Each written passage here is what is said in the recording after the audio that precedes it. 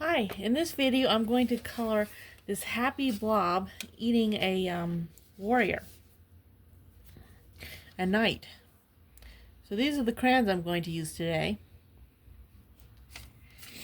So he is quite happy, and I'm thinking this blob looks like slime, so I've decided to color him green.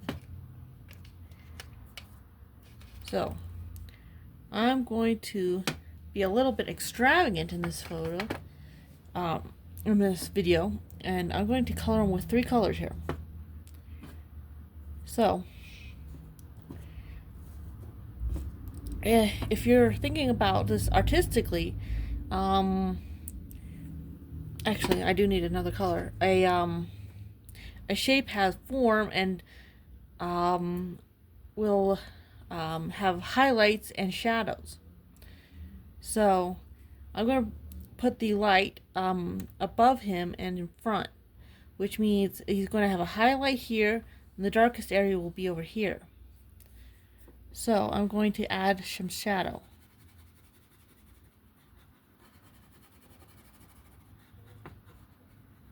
So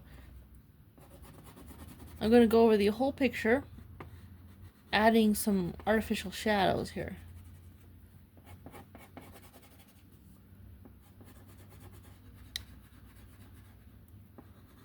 And I'll color him after that. So inside an object is often darker.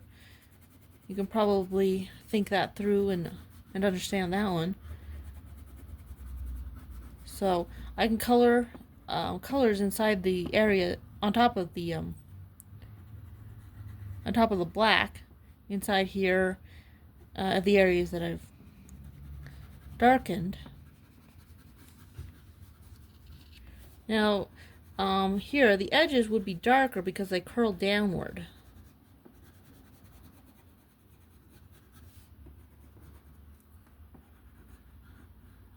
The side facing away from the light would be darker. There's a little bit of a shadow here from the blob. Inside his mouth.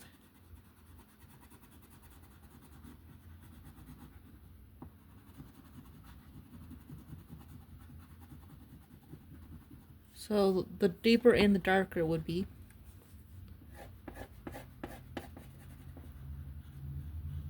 And you can exaggerate this a little bit. That is sometimes a very effective technique.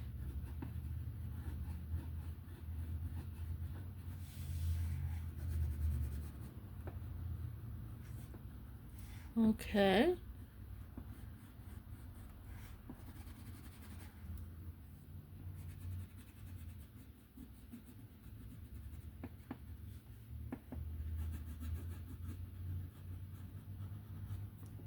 I'm telling myself here to take my time, not rush this part, because this is a very important part of a drawing, of a piece of art. So even bubbles have shadows, and then because you see through them, they look a little like this.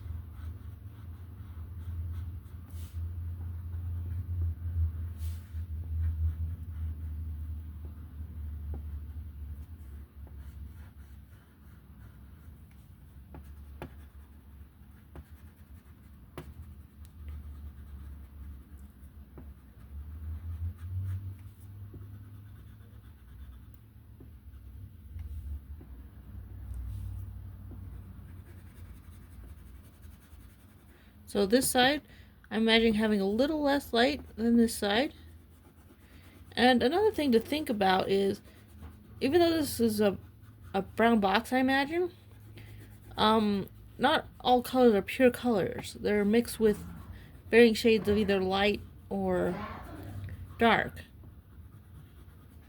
That is shading and tone. If it is mixed with white, it is a tone. If it's mixed with black, it's a shade.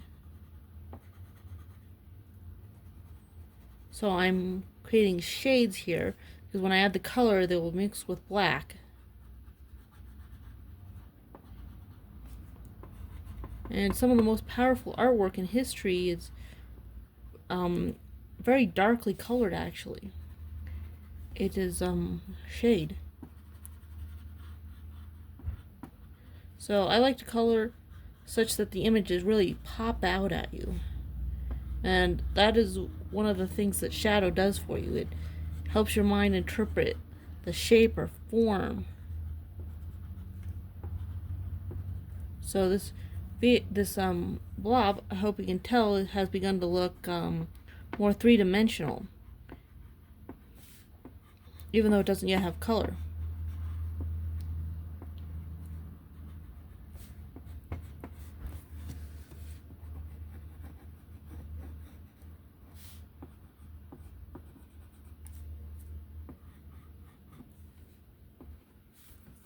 So I'm going to add a light shading to the ground.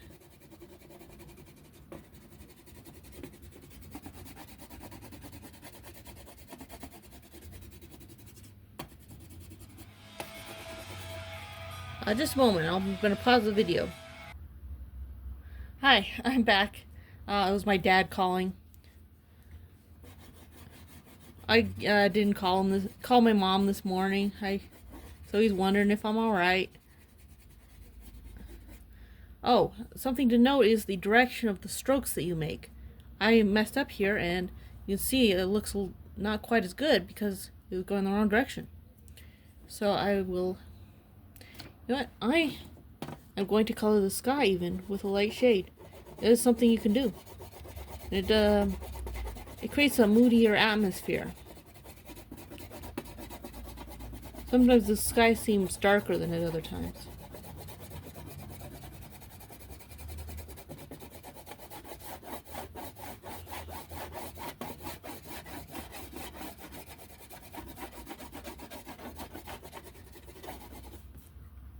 Okay. Color. Let's do the color. So, actually, you could consider up to this point a lesson on its own, but I'm going to go ahead and continue working on this. So, I'm going to start with the highlights. So I'm taking my brighter color, and this is, imagine the sun on a jelly green slime blob here.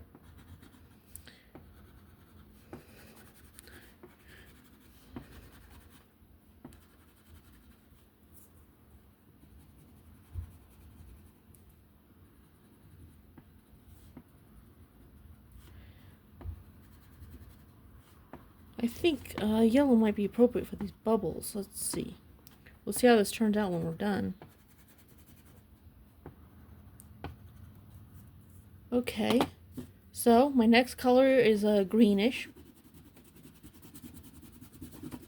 Now that is not green enough. I didn't realize that, so we're going straight to the green.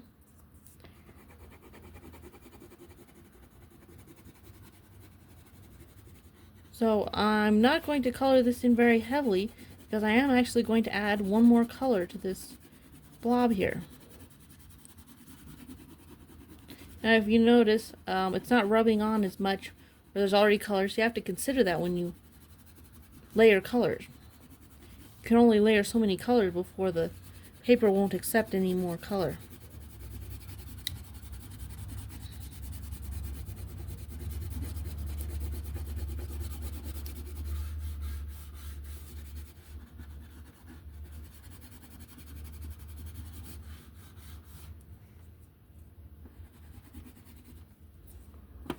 Okay, a blue.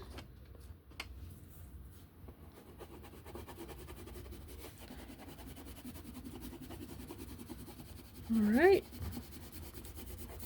Changing the warmth a little bit, cooling it down.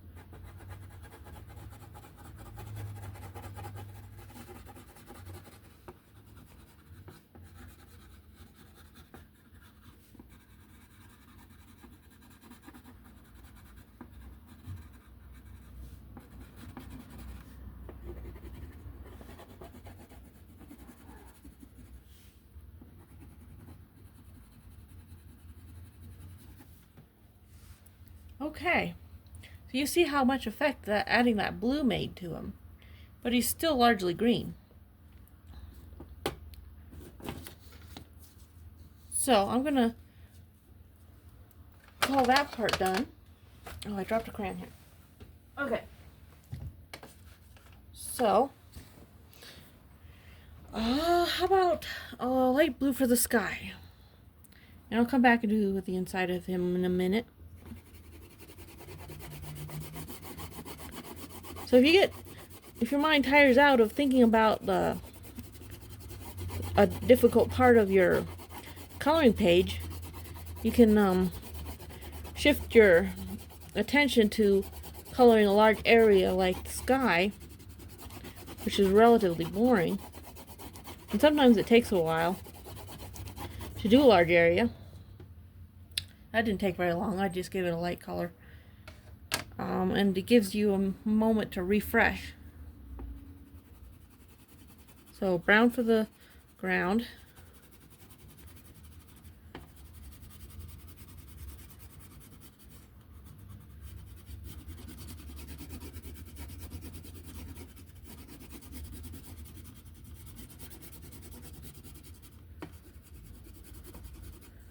Okay, brown for the box. I remember I decided that.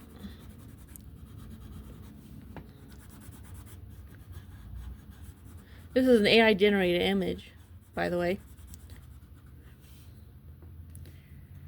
Okay, so now, actually, these here are gold coins, I imagine, so they would be an yellow or orange color.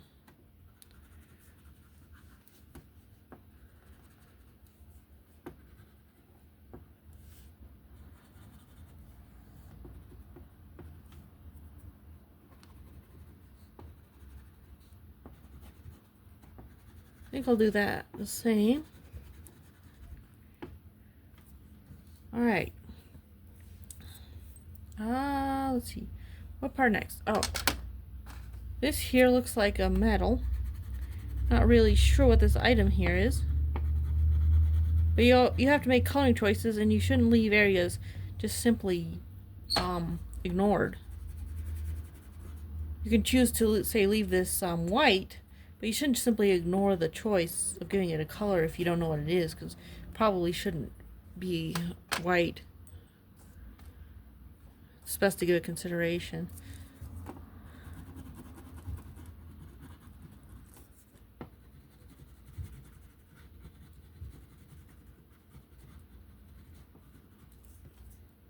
Okay. So brown again. This part here looks a little bit like stone, so that's why I'm giving it brown. Okay. So I'm left with two items here that you would probably think of as a gray or silver.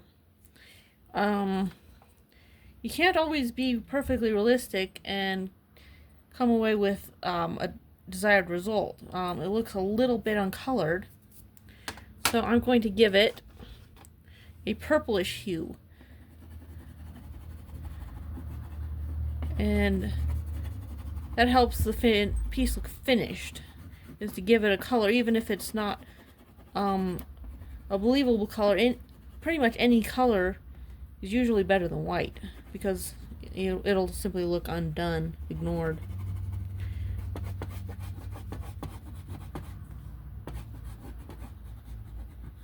A coloring page cannot look good with a lot of white areas. You can leave some very small areas. There's almost no color right there, for example. And anyway, it is finished. Thanks for watching.